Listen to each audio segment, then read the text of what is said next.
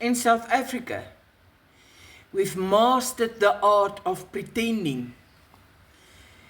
We smile but we cry in silence. We say I'm fine while I'm counting coins just to buy bread. We celebrate small wins, but deep down we know we want emergency away and it can wipe everything away.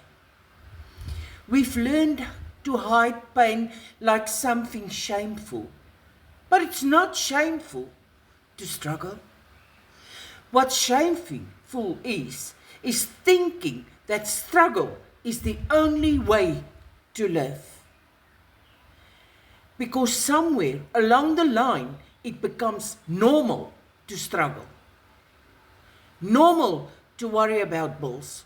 Normal to wake up tired, not from work, but from stress. But I have decided I'm not going to pretend anymore. I'm done living that way. I've started making money online, and it's not a miracle, it was a choice.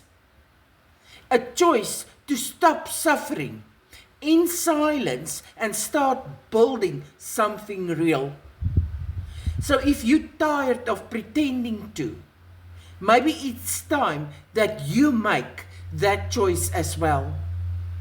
If you are interested in what I've done and what I am doing, put a yes in my comments and I will help you.